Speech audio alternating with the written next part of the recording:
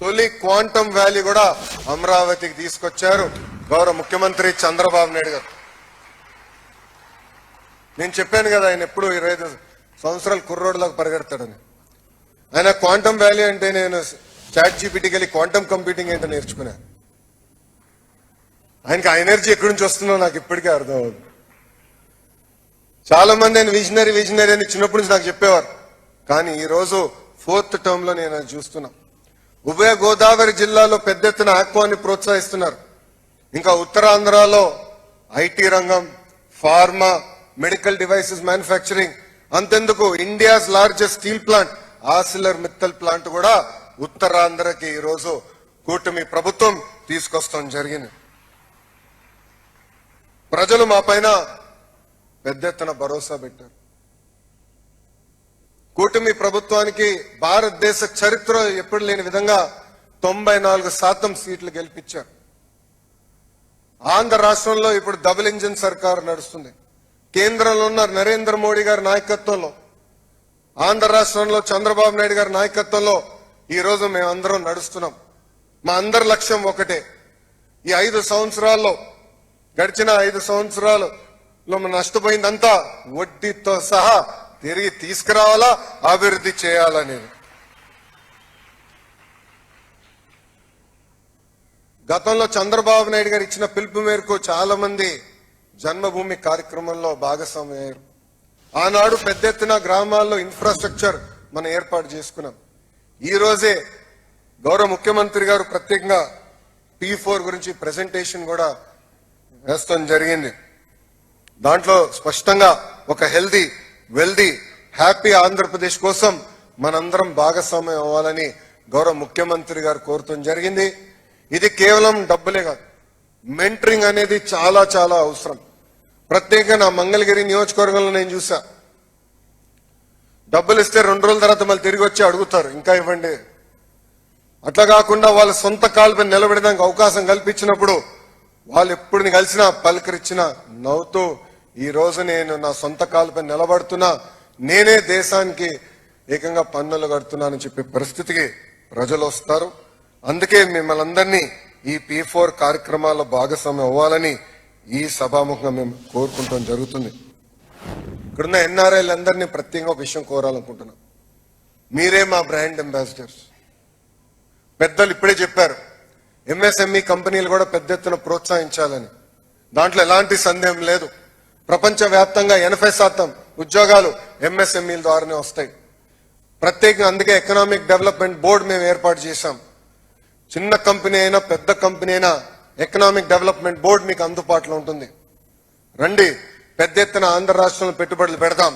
మీకు అండగా నిలబడే బాధ్యత కూటమి ప్రభుత్వం తీసుకుంటుందని ఈ సభాముఖంగా మీ అందరికి తెలుపుతున్నాం. అంతేకాకుండా ఇతర దేశాల అవకాశాలు ఉంటే చెప్పండి. ప్రత్యేకంగా స్కిల్ డెవలప్మెంట్ లో మాకు ఒక విభాగం ఉంది.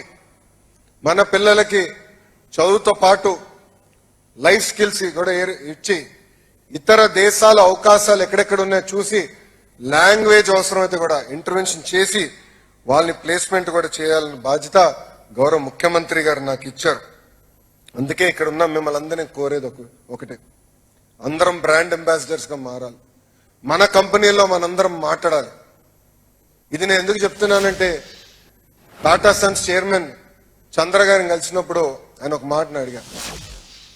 ఈరోజు TCS విశాఖపట్నంలో పెట్టాలని ఎందుకు మీరు నిర్ణయం తీసుకుని అడిగినప్పుడు, మా కంపెనీలో సుమారుగా 35% మంది తెలుగులు పనిచేస్తున్నారు. వాళ్ళు పదే పదే ఆంధ్ర రాష్ట్రంలో బ్రాంచ్ ఓపెన్ చేయండి అని చెప్తున్నారు. వాళ్ళు ఒత్తిడి తట్టుకోలేక ఈ రోజు నేను ఆంధ్రప్రదేశ్ వస్తున్నా, విశాఖపట్నానికి వస్తున్నా అని చెప్తాం జరిగింది. Same thing with Cognizant, same thing with various other companies. అందుకే మీరందరూ బ్రాండ్ అంబాసిడర్స్ అవ్వండి, మాట్లాడండి. మీ కంపెనీ భారతదేశంలో పెట్టుబడులు పెట్టాలనుకుంటే మాకు తెలియజేయండి. ఆ పెట్టుబడుల కోసం పోరాడడానికి మేము సిద్ధంగా ఉన్నాం. మీరు చూస్తే మేము అందరూ ఒక యంగ్ టీం ఉన్నాం. ఈరోజు 50% ఫస్ట్ టైం ఎమ్మెల్యేస్ ఉన్నారు. దాంట్లో చాలా మంది NRIs కూడా ఉన్నారు. 17 మంది 25లో 17 మంది మంత్రులు ఫస్ట్ టైం మంత్రులు కూడా ఉన్నారు. చేయాలని తప్పంతో మేము అందరం ఉన్నాం.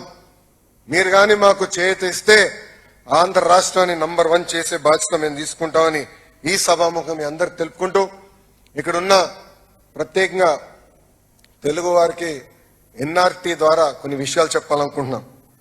గతంలో ఏపీ ఎన్ఆర్టీ ఏర్పాటు చేశాం. అద్భుతంగా రవి గారి నాయకత్వంలో నడిపించాం. ఆనాడు చాలా మంది వచ్చారు. చిన్న చిన్న సమస్యలు ఉంటే కూడా రవి ప్రసాద్ గారు పరిష్కరిస్తాం కూడా జరిగింది. అది స్ఫూర్తి తీసుకుని ఏపీ ఎన్ఆర్టీ 2.0 మేము రీలాంచ్ చేశాం. ప్రత్యేకంగా తిరిగి మన రాష్ట్రంలో భూమి సమస్యలు కానివ్వండి, లేదంటే అక్కడ ఉన్న మన తల్లిదండ్రులకి ఏమైనా ఇబ్బంది ఉన్నా, పోలీస్ సోదరులతో ఏమైనా సమస్య ఉన్నా, లేదంటే టీటీడీ దర్శనం కావాలన్నా ఏపీ ఎన్ఆర్టీ మీకు అండగా ఉంటుందని ఈ సభాముఖంగా మీ అందరు తెలుపుకుంటూ, ఈరోజు నా జీవితంలో నిలబడే రోజు. నేను ఎప్పుడు ఊహించలేదు సింగపూర్లో ఇంతమంది తెలుగులు వస్తారని. ఒక ఎనర్జీ కనపడుతుంది, చేయాలని ఒక తపన కనపడుతుంది. గౌరవ ముఖ్యమంత్రి గారు కూడా చెప్పాను నేను, సార్ 2014 నుంచి 19 వరకు కూడా ఇంత ఎనర్జీ నేను ఎప్పుడు చూడలేదు. ఇప్పుడు తెలుగులో కసి ఉంది. ఎస్, మన రాష్ట్రాన్ని అభివృద్ధి చేద్దాం, మన రాష్ట్రాన్ని ముందలు తీసుకెళ్దాం. ఆ కసిని యాక్షనబుల్ ఐటమ్స్ గా తయారు చేసి మనం గాని డెలివరీ చేస్తే ఇంకా ఆంధ్ర రాష్ట్రం పరిగెత్తే స్పీడ్ కి ఎవరు అందుకోలేరని చెప్తాం కూడా జరిగింది. ఇంత అద్భుతమైన స్పందన చూపించినందుకు, ఇంత అద్భుతమైన సమావేశం ఏర్పాటు చేసినందుకు మీ అందరికి పేరు పేరున నా హృదయపూర్వక ధన్యవాదాలు తెలుపుకుంటూ, నేను మీ అందరి నుంచి సెలవు తీసుకునే ముందర, మొన్న పహల్గాం దాడిలో ఉగ్రవాదులు భారతదేశం భూభాగంలోకి వచ్చి భారతీయులు చంపేసిన విషయం మనందరికీ తెలిసింది. గతంలో ఇలాంటి సంఘటనలు జరిగితే భారతదేశ ప్రభుత్వం ఒక యునైటెడ్ నేషన్స్ ఇతర దేశాలకు వెళ్ళి కంప్లైంట్ చేశారు. కానీ మొదటిసారి ఒక దేశ ప్రధానమంత్రి ఏకంగా